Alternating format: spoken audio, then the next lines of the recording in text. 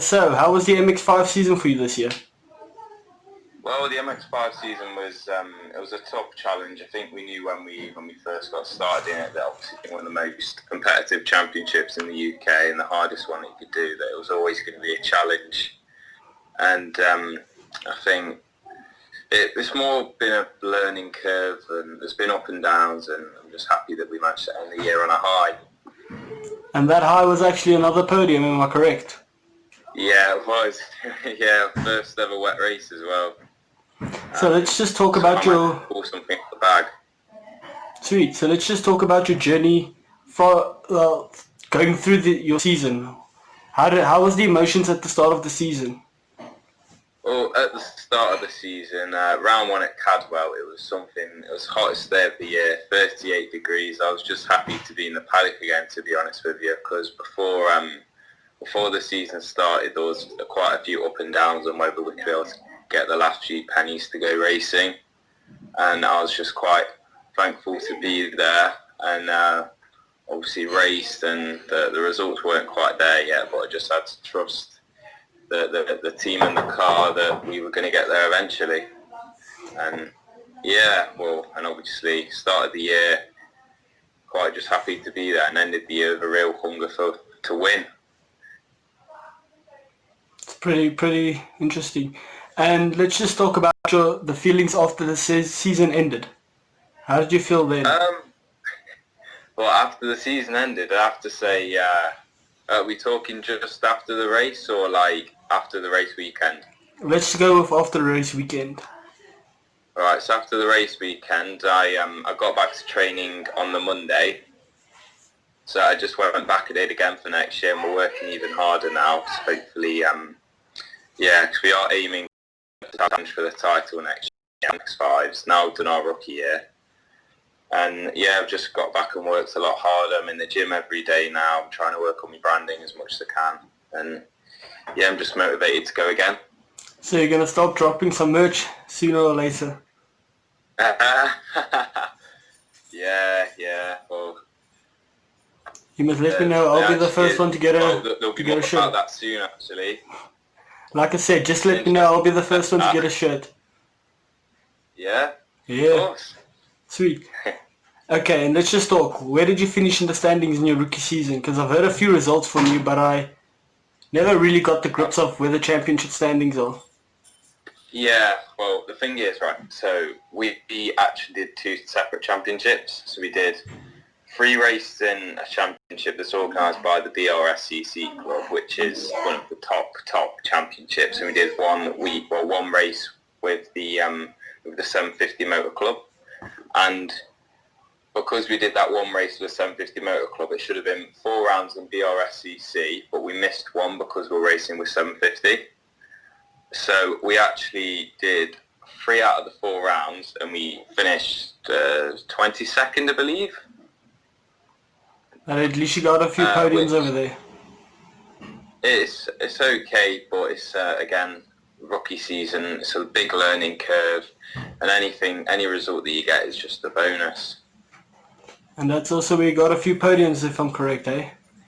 Yeah, I got 2 podiums. I got one with 750 Motor Club in the road sports category, which was my first endurance race, partnered with my teammate Tom Holland, who did not put a foot wrong that weekend at all. He was so quick. And then my obviously the last one at Brands Hatch in the torrential wet where we couldn't see.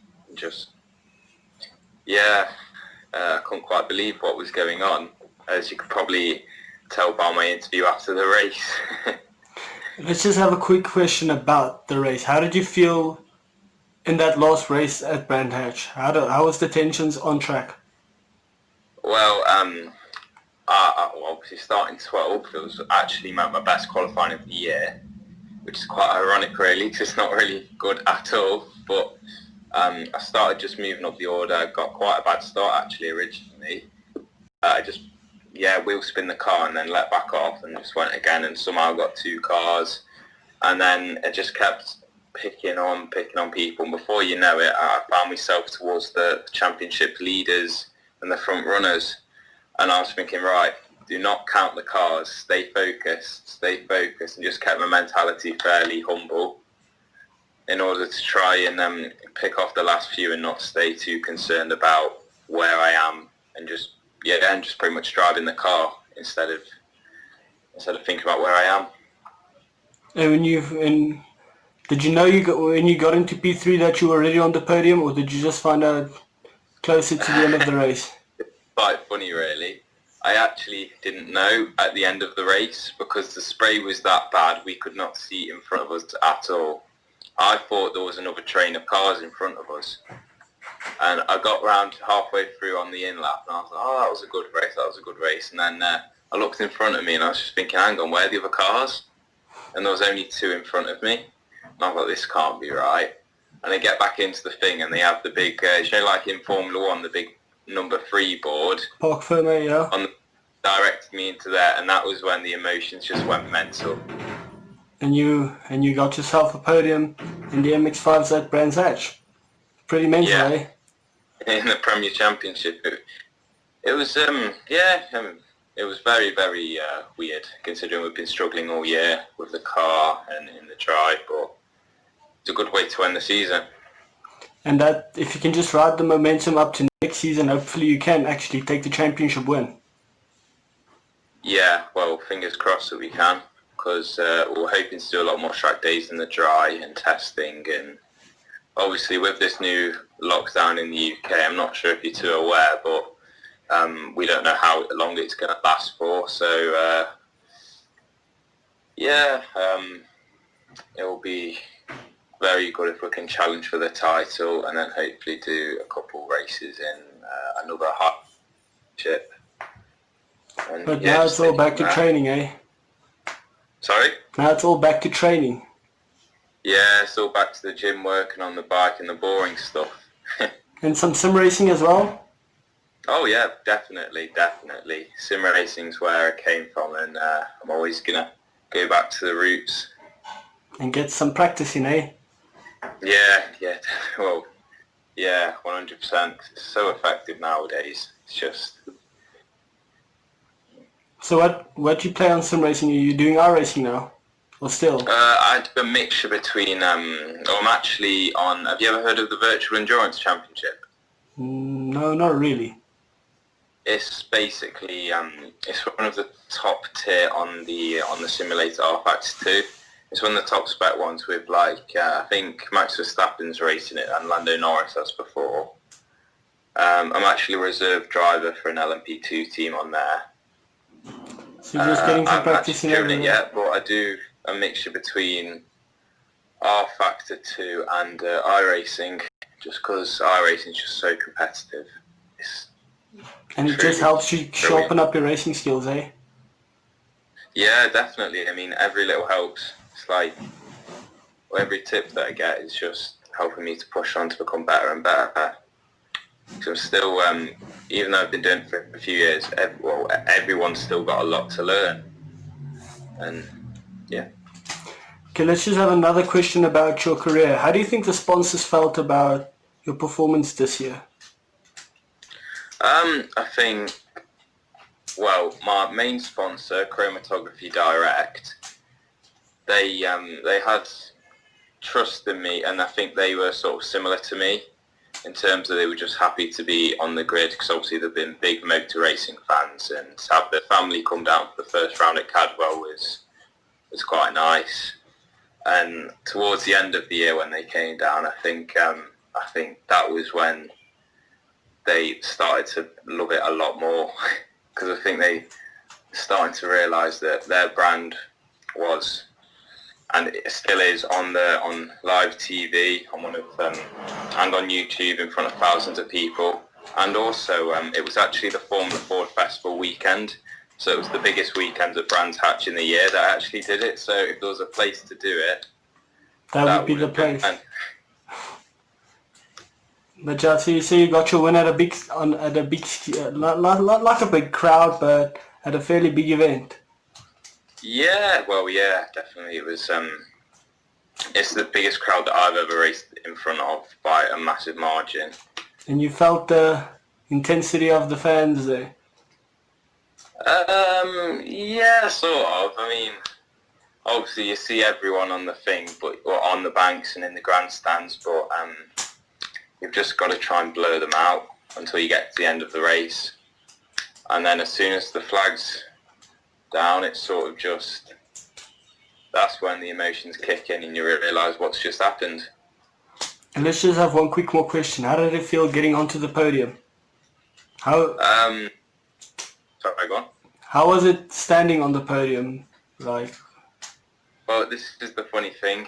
I've got 2 career podiums, yet I've never actually stood on a podium because of coronavirus. fair enough. But But, at least you got the 2 podiums. Not do much about it in the current climate, and obviously everyone's got priorities over the health too. But no, it would be nice sometime in the future. Just makes me more hungry for some decent results. But you know you're going to get some decent results if you just continue the form you currently have, eh? Yeah, well, definitely. If you keep working hard with Andy Prio Sports Management and iZone Driver Performance, I'm pretty certain that things are going to hopefully go our way. So any big plans for the following, let's say 5 years, with goals you want to reach? Oh, where would I want to go in 5 years' time? Yeah, where do you see yourself in 5 years, basically?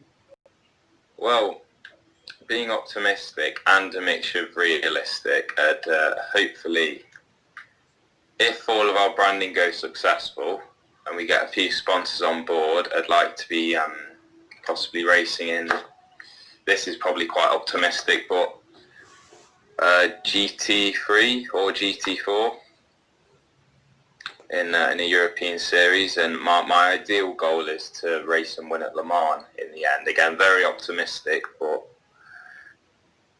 yeah. Now, if you go race Le Mans, what car would you prefer, the GT cars, the LMP1 or LMP2? To be honest with you, I think I've always had a mixture, because I used to be, when I was growing up, I used to be a massive Aston Martin fan back in 2013, 2012, and then I've sort of took more interest in the LMP2 and the new LMP1 classes, so just turned more interesting now, and so I'm not really too sure. I think probably GT for a bit, and then I think it's just nice to have a mixture to experience the different types of cars. So you're that guy who wants to go do Le Mans in a bunch of different types of cars. Yeah, I'd say so. Wanna go try them all? Sorry? You wanna go try them all?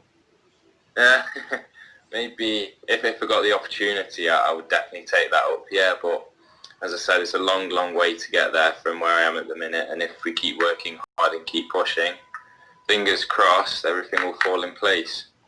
But hey, at least you got yourself 2 podiums this year, which I think is pretty good for a rookie season, like you said. Yeah, it's not bad, but I think we could have, especially in some races where my qualifying let me down, and I set myself up badly for the race. It could have been a bit better, but this is a learning season, and I am fairly happy with the 2 podiums. But you said your qualifying let you down at some races, but that just shows at least you know where you need to go work on. Oh yeah, definitely, yeah. I think now I'm just getting used to everything, and all the cameras around the paddock and everyone being so friendly. Not used to that friendly people, eh? Yeah, well, it's dead friendly paddock, and everyone's mates with each other. It's after the race, we all just have a laugh and sort of forget about the racing. It's quite weird, to be honest. But once again, thanks a lot for coming back on the channel, eh? Thank you for inviting me. It's been a pleasure. Anytime. But well done on your 2 podiums this year. Well done on your rookie season and the MX5s. Hopefully we'll see you in Le Mans winning in all 3 of the car classes. I can dream. Hopefully things go well. But yeah, thank you. I appreciate that. No problem. Thanks for being on the channel. Thank you.